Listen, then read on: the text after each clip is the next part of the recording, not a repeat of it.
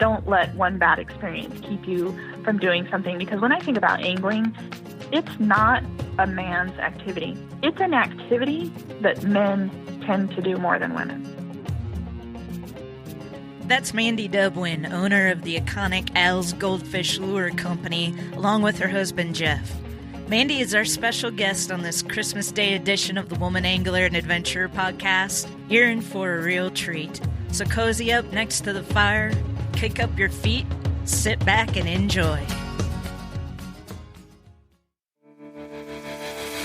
Welcome to the Woman Angler and Adventurer podcast, inspiring real women with a passion for fishing and the outdoors to go get their adventure on. Now, here's your host, Angie Scott and Barb Carey.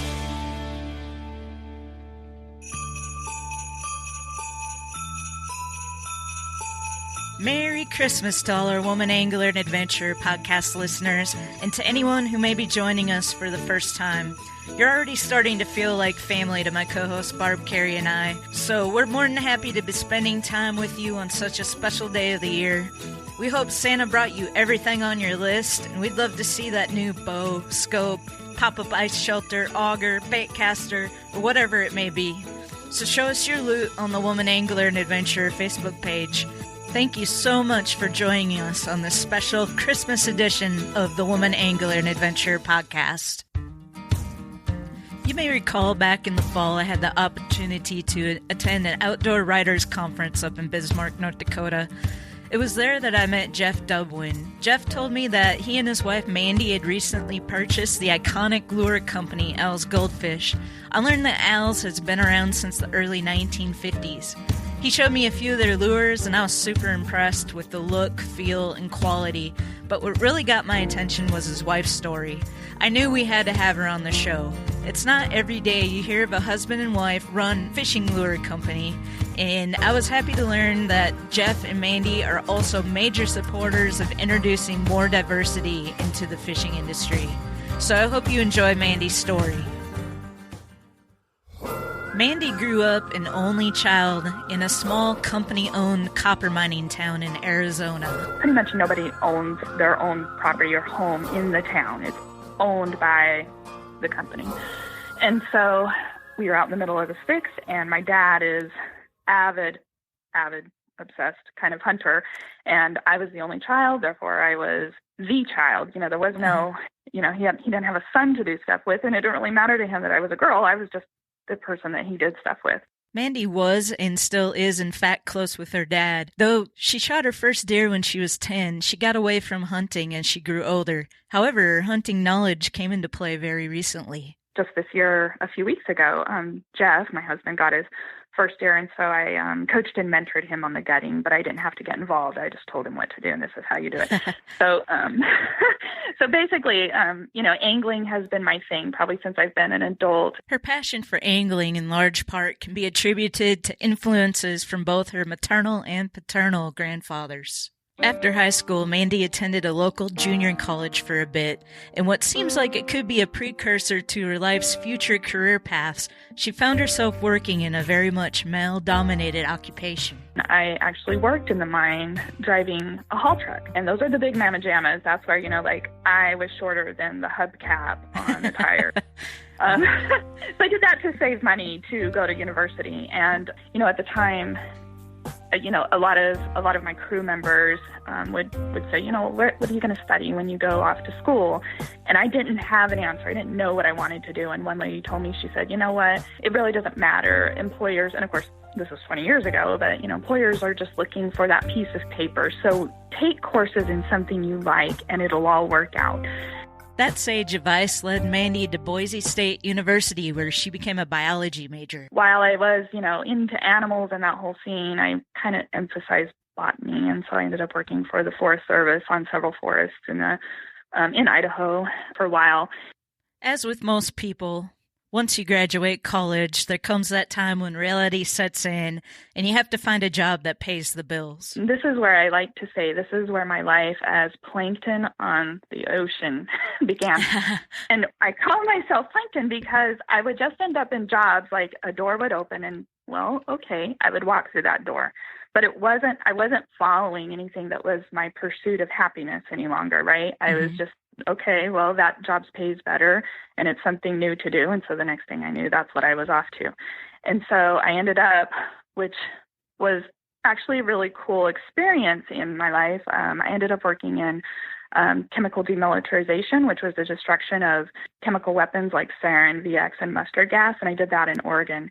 Through some other life events along her journey, Mandy ended up getting a small taste of what it was like to live in Maine and absolutely fell in love with it. But she soon found herself back in the Pacific Northwest. Without getting super technical, one of the things she worked on was remediation from the atomic bomb. Quick side note about the atomic bomb.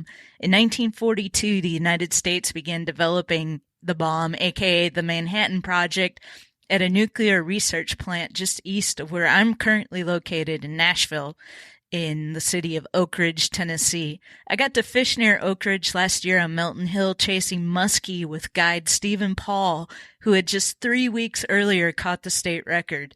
And ironically, when I went to take my captain's license test in Chattanooga, it was just Stephen and I in the testing room. It was super fun reconnecting with him. He's a big supporter of female anglers and this podcast, and I hope to fish with him again in February. So back to the atomic bomb. Let me indulge myself in going off on a tangent here. My favorite country music group growing up was the Oak Ridge Boys. In fact, they're largely the reason I moved to Nashville to study the music business, and they're the only people I knew when I moved here at the time.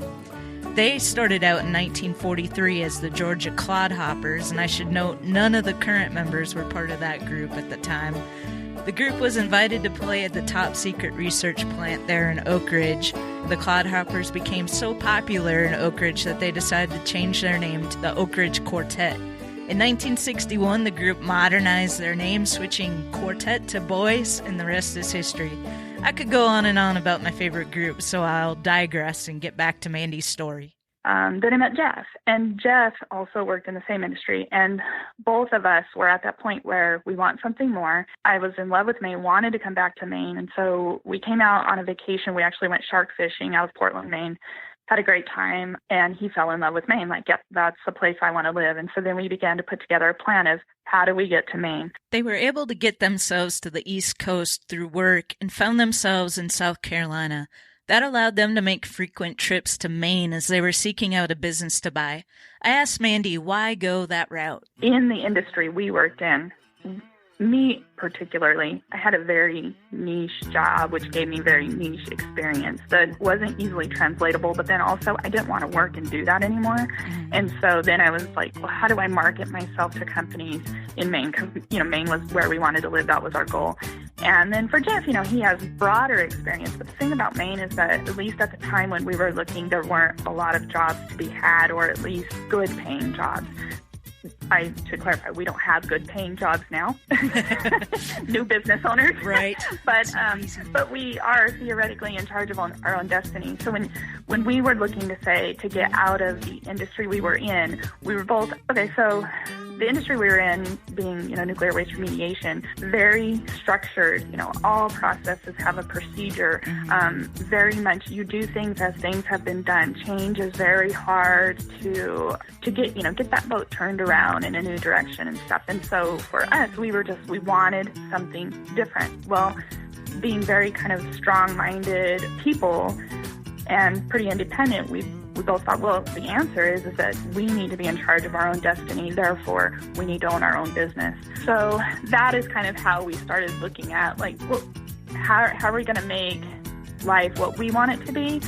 Then we need to be entrepreneurs. Enter Al's Goldfish. When we found Al's Goldfish for sale, we came up and we looked at it and we fell in love with the product because it's made in the USA. There's not a lot of fishing tackle on the market that's made in the USA, and that was super important for us to be supporting domestic manufacturing.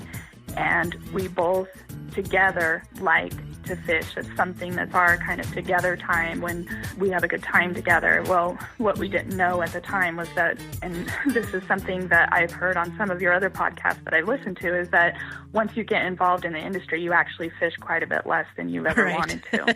Yeah. Tell me about it. So, right? we don't fish as much as we would like to.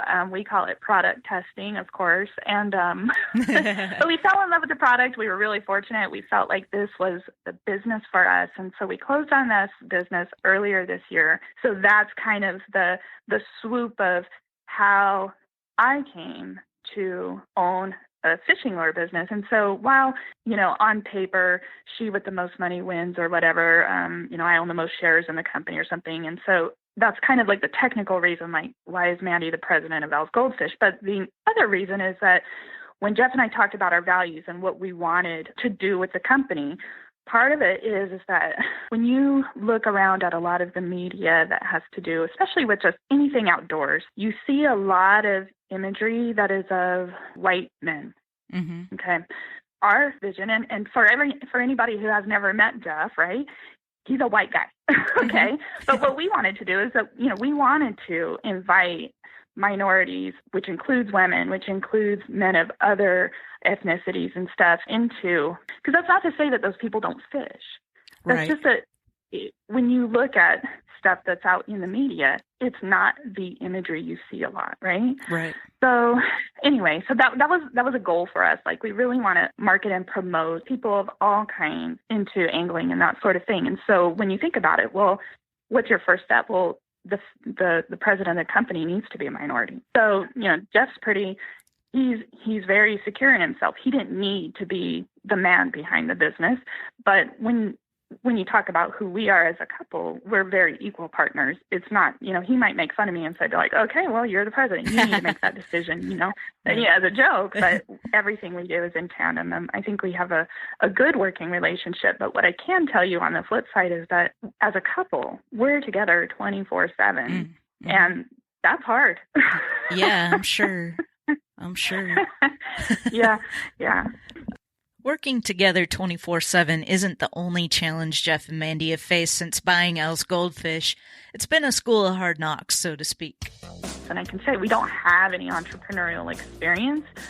We both just have very strong work ethics. We're both willing to do what it takes to learn. And I can tell you, man, since we've owned this business, we learn every day. And sometimes it feels like it's more like the school of hard knocks than anything. Right.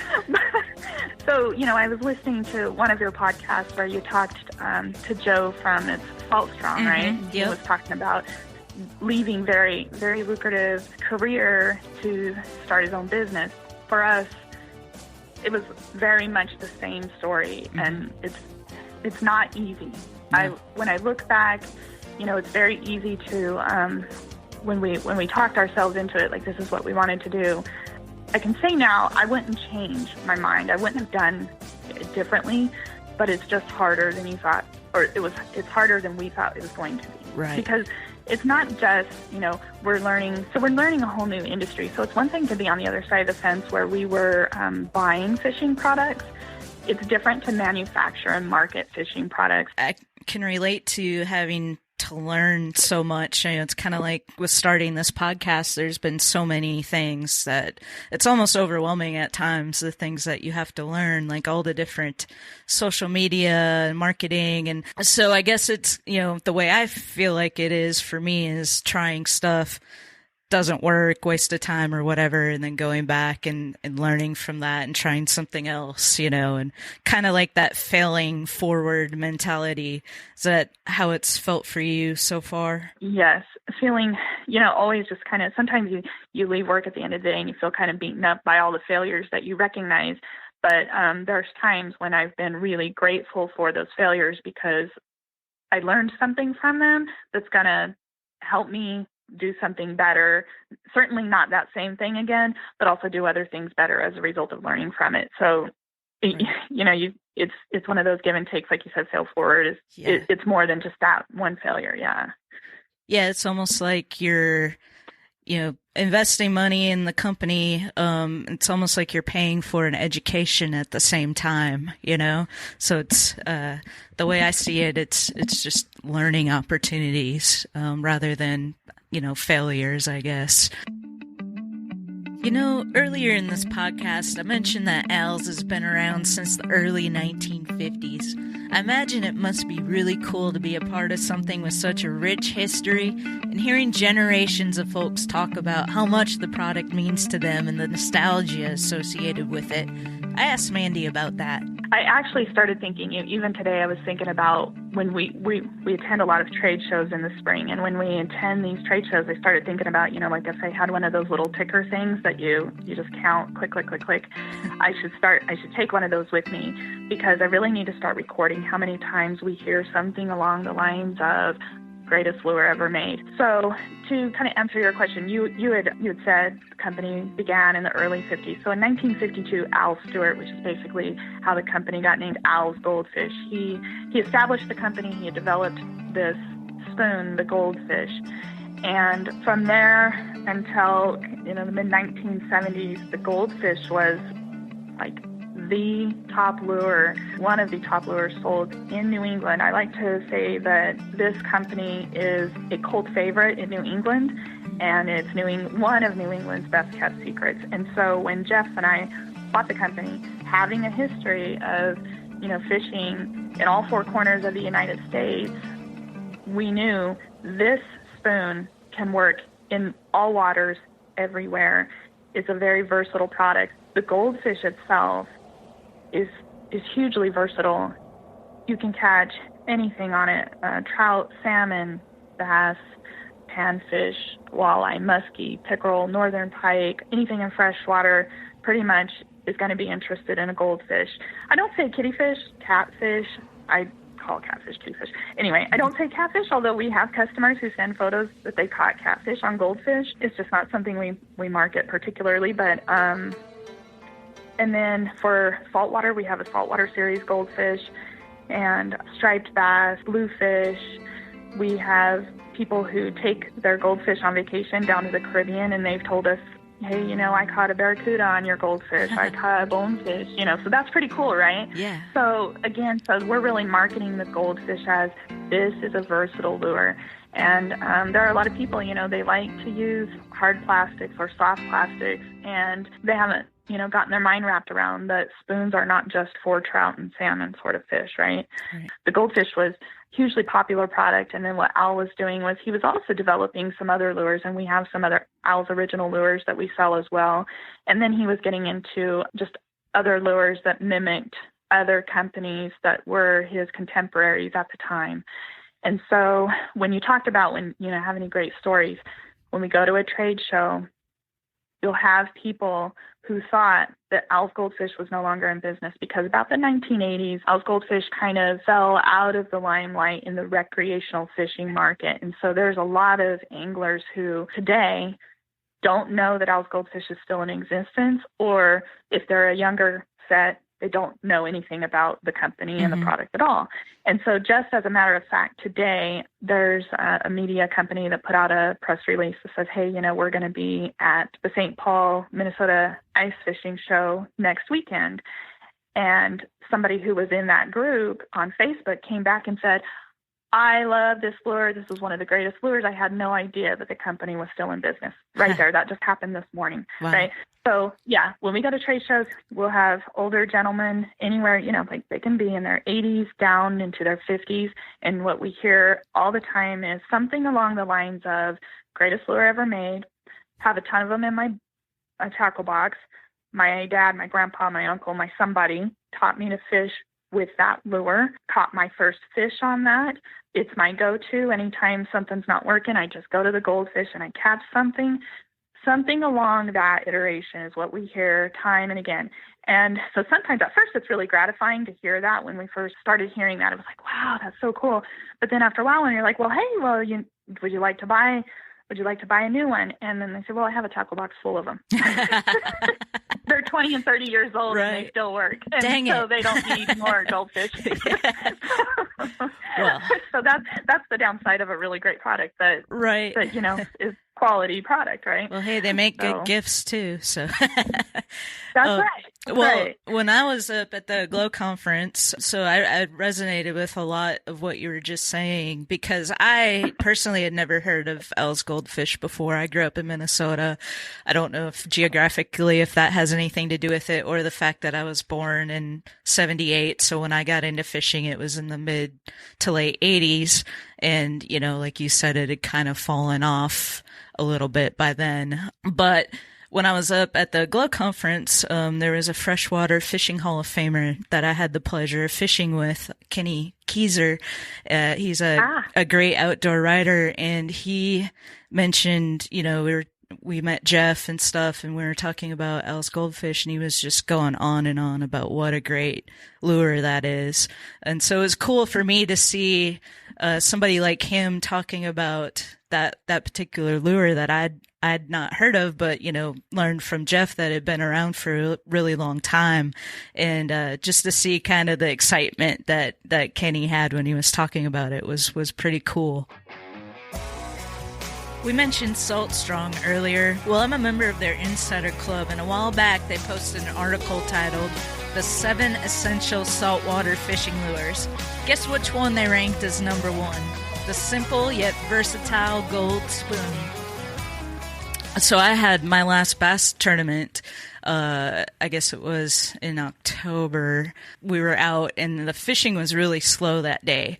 And I had my Elle's original Goldfish with me, and I decided to give it a try. So I just, you know, we weren't really getting anything at all. And after a couple casts, I got a bite, and it was really in a bass. I was really impressed. I was like, wow, this thing really does work. And I loved how easy it was to cast, and I love the wobble action of it. And I also love that I didn't have to worry about adding a split ring to it, that I could just tie it right on and fish just like that. After a little while, I tried jigging with it too, just to see. And that was crazy. I mean, the fish went nuts over that thing, and they were white bass, so it wasn't going to count toward my tournament, but it was still fun just to see, you know?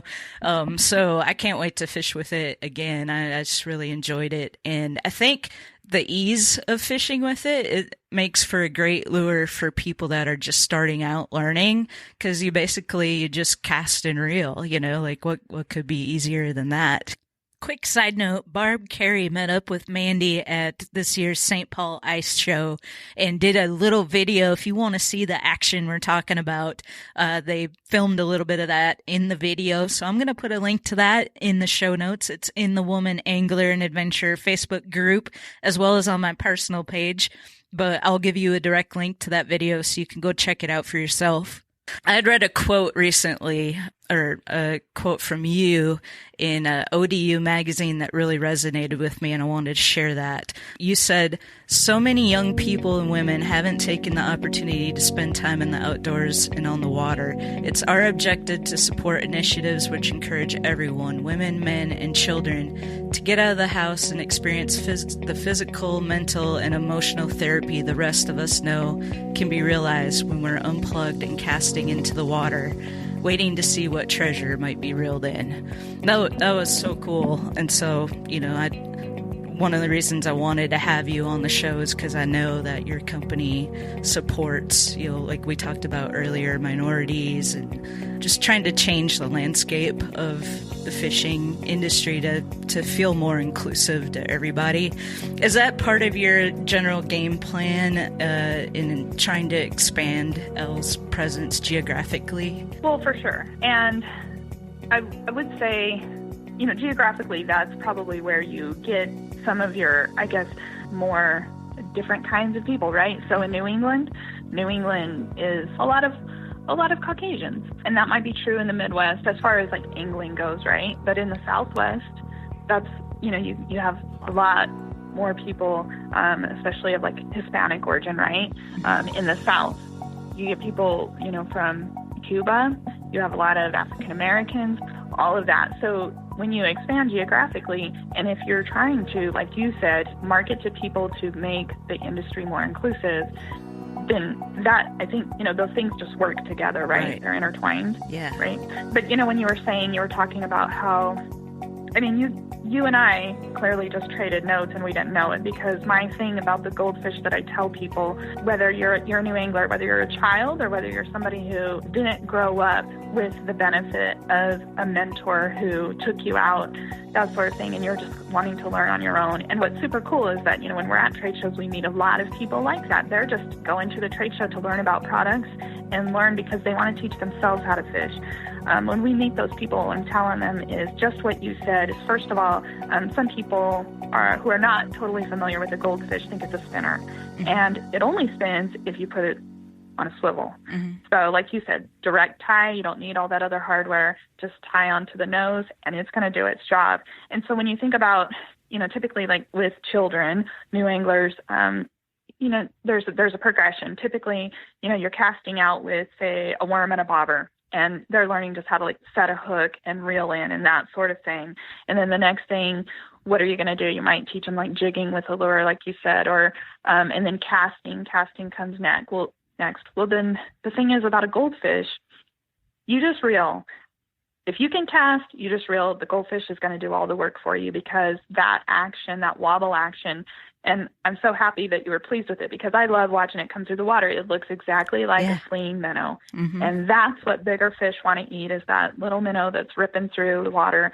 And so that's just so easy, because a new angler doesn't have to be thinking about, well, now that I'm reeling, the little tricks and stuff like that you can do while you're reeling, right? You just let it do the work for you. And so that's why I think, so many people especially say, I caught my first fish on a Goldfish. Mm-hmm. Right. I think that's probably why, and why they say, oh, it's always a go-to if I'm not getting anything else. And that's kind of what happened with you, like you said in your story. And I'm so glad you said that. It made me a little teary-eyed over here. It's exciting.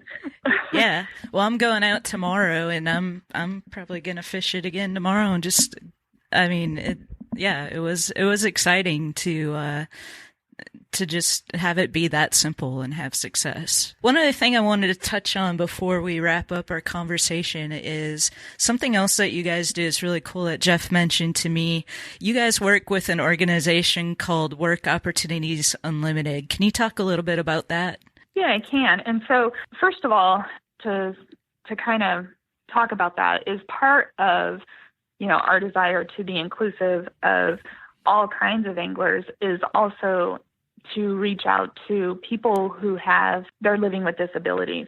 And so in the short time that Jeff and I have owned the business, we've been involved as far as our outreach in probably three different ways to get kids and young people involved in fishing.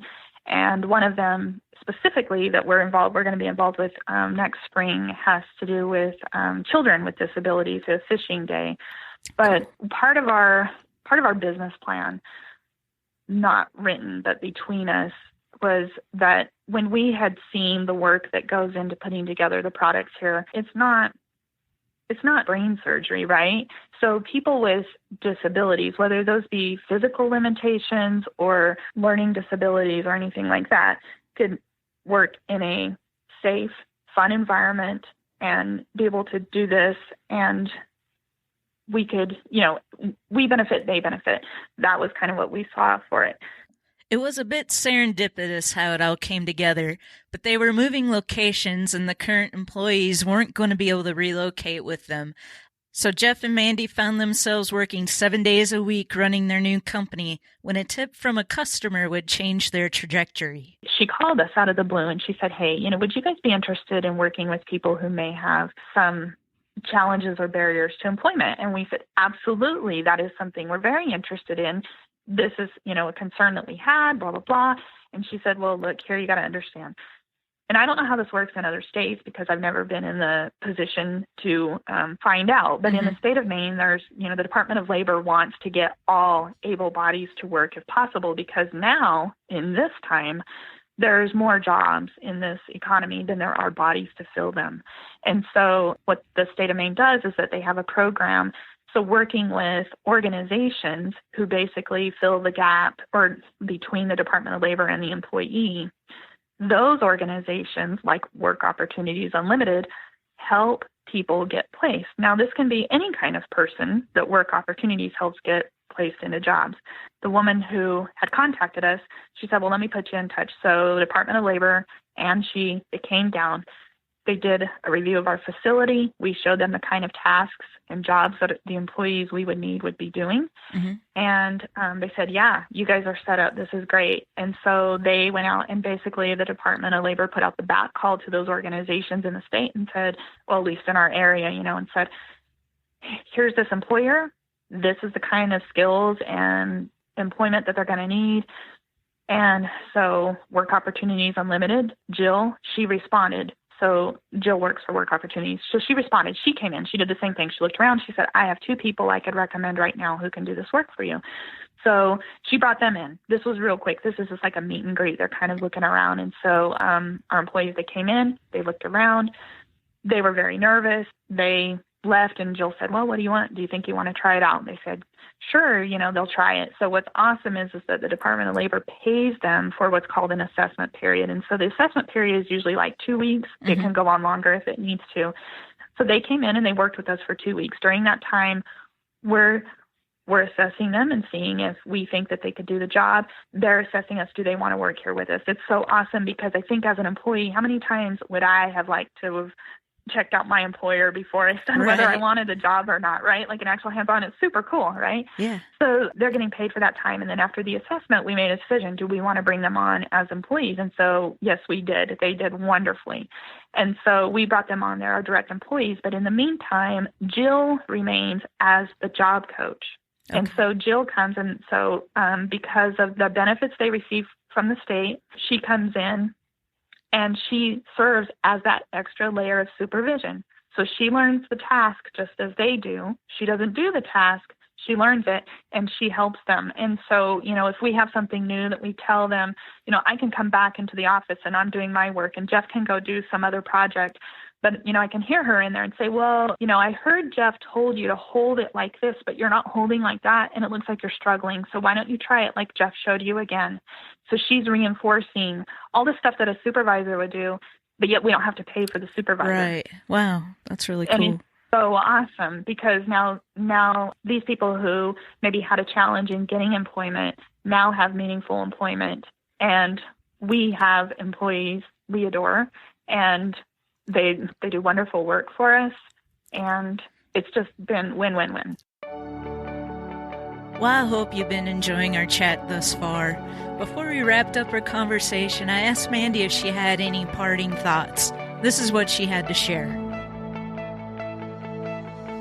When you think about women in particular, and I'm sure that this has come up again in the times you've had, my experience in working in male-dominated industry, and then still the angling industry is still very male-dominated. Is there's a lot of times where you might get as a female treated like the little woman, pat on the head, that sort of thing. And so when I think about encouraging women to get out and find a coach, find a mentor, it's okay if it's a dude, but if you find that the guy is treating you, like you're the little woman and just kind of patting you on the head and kind of being condescending and stuff like that. To me, those are the sorts of things that I think turn women off immediately. They're like, I'm not going to pursue this anymore because they have a bad experience with it when you're in a kind of male-dominated sort of environment. And I would just encourage it, find someone else, because there are a lot of true gems out there who are just interested in teaching, and it doesn't matter what gender you are. They just want to teach and they want you to learn and that sort of thing. And so, it'd be my recommendation that don't let one bad experience keep you from doing something, because when I think about angling, it's not a man's activity. It's an activity that men tend to do more than women, right? So why aren't we being involved? What is it about it? Is it, just like the social thing, the historical thing? I don't know why. What we do know is that with the support of companies like Al's Goldfish, as we all band together and support one another, we will make a major impact on the fishing industry to make it feel more inclusive to all gender and ethnic backgrounds. I'm so thankful for what they're doing, and I'm thankful for all of you who took the time to listen to the show today. please visit thewomanangler.com/39 where you'll find links to Elle's Goldfish, the video I mentioned that Barb did with Mandy at the St. Paul Ice Show, as well as some photos. Stay tuned for next week's episode, which falls on New Year's Day and kicks off our very special Woman on Ice series leading up to the big Woman Ice Angler project at the end of January. Thanks again, and a very special Merry Christmas to you all. Be safe.